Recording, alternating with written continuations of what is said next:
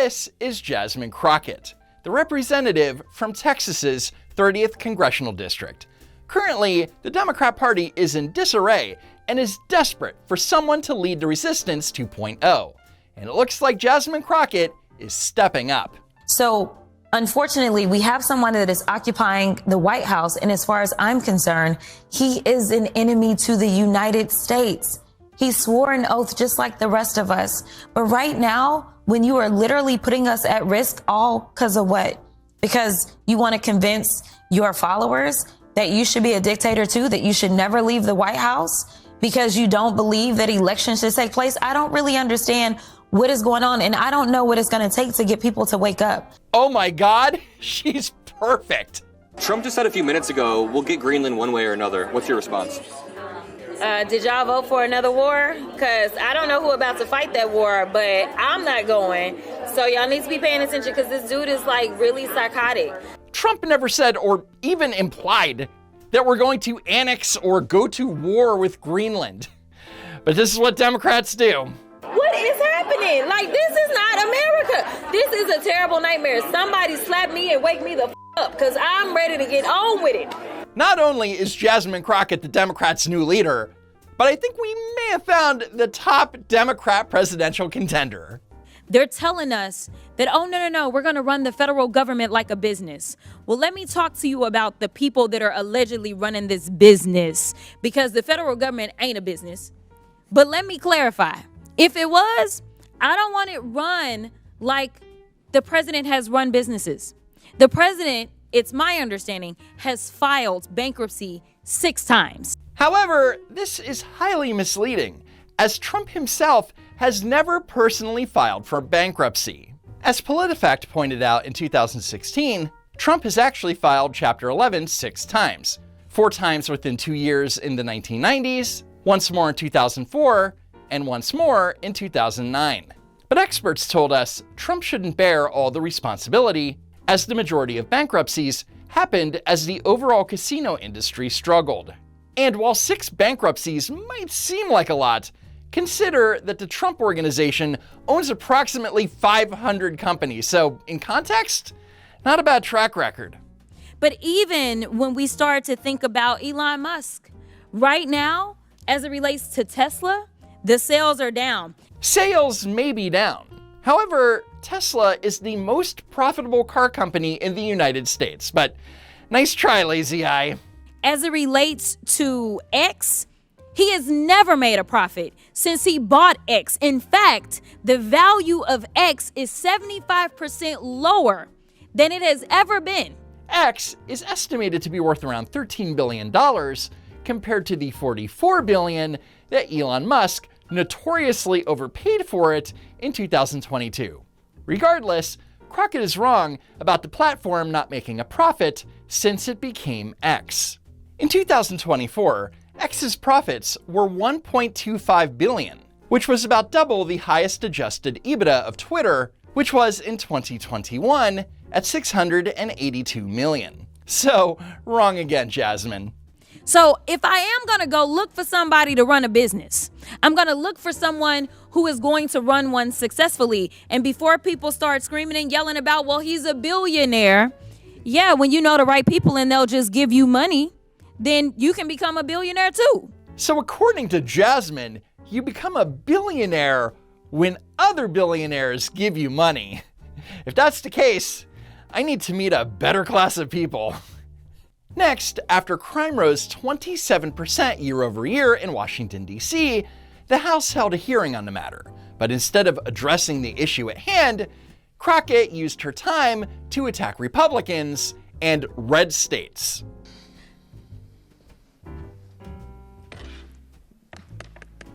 I don't really know what to say, except for the fact that this is a farce. All right? Because the fact is, we've got an increase in crime all over. If we really want to be real about it, let's talk about it.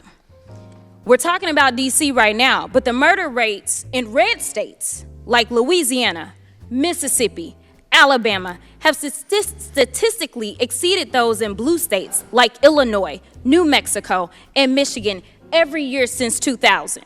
So where is Jasmine Crockett getting this information? From the FBI? From some department or agency in the federal government? Nope. She's getting this info from a left-leaning Democrat think tank called Third Way, and their report titled The Two-Decade Red State Murder Problem. According to Third Way's 2023 analysis, Louisiana, Mississippi, and Alabama, all red states, have a higher murder rate per 100,000 people than so-called blue states like Illinois, New Mexico, and Michigan. Crockett is somehow claiming that red states are worse than certain blue states. Yet two of the states that she mentioned, New Mexico and Illinois, consistently make the top 10. Not much of a flex, Jasmine. In response, conservative think tank the Heritage Foundation pointed out that if you look just a little deeper, that the red state murder problem becomes the blue county murder problem. This includes Hinds County, home to Jackson, Mississippi, Montgomery County, home to Montgomery, Alabama, and East Baton Rouge Parish, home to Baton Rouge, Louisiana. All three are completely run by Democrats. Furthermore, the top 15 major cities with the highest murder rates, all run by Democrat mayors. I know you're shocked. So they are always focused on crime. They continue to say things like the illegals and that they broke the law coming in. But what they're not telling the American people is that it is a civil violation. It is not a criminal violation to enter the country illegally. So according to Jasmine Crockett, federal lawmaker, it's not a crime to enter the United States illegally. Makes sense to me. What's your problem? However, crossing the border illegally is a federal misdemeanor crime in violation of 8 U.S.C. 1325. A federal misdemeanor is literally a criminal offense. It's not a criminal, it's a crime. It's not a crime, which is why they're so frustrated. They want them to go and round people up on civil accusations. I'll never understand how this genius passed the bar exam. I'm serious, she used to be a lawyer. These are the people that are really making us great in this country. They pay into taxes. And guess what?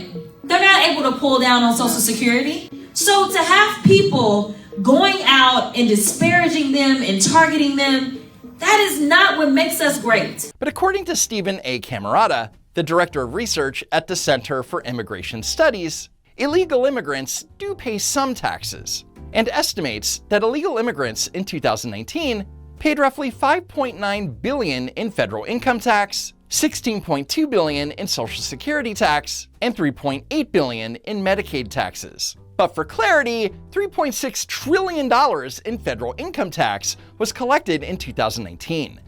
Illegal immigrants paid a whopping $5.96 billion.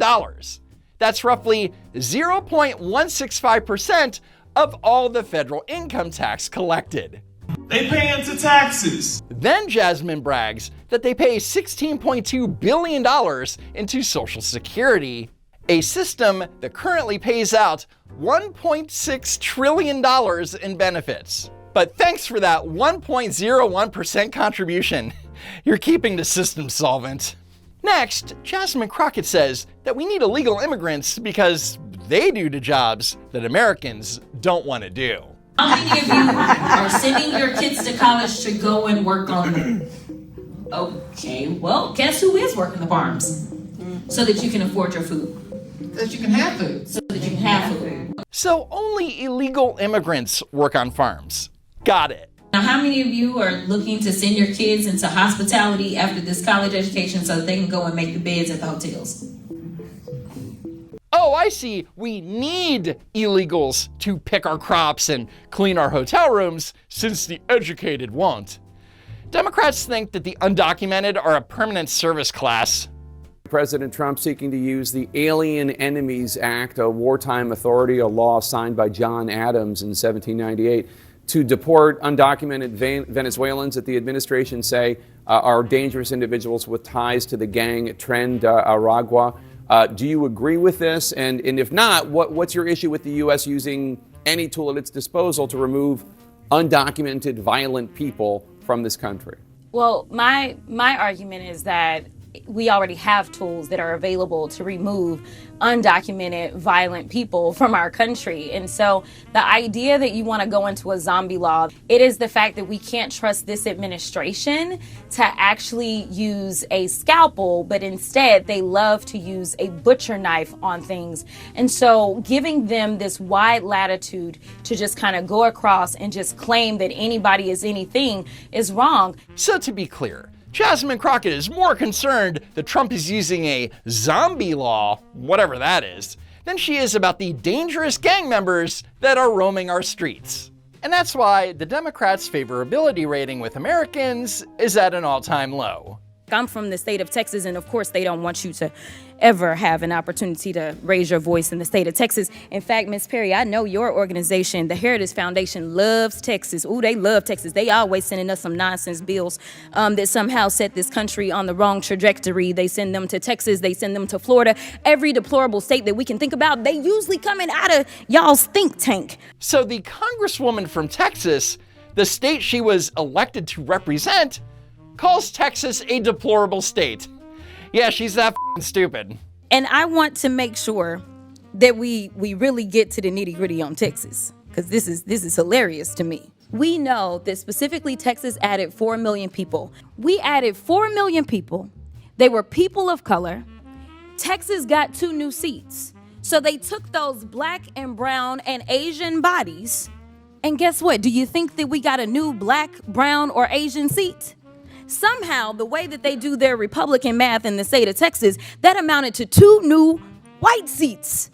Guess what? White Republican seats.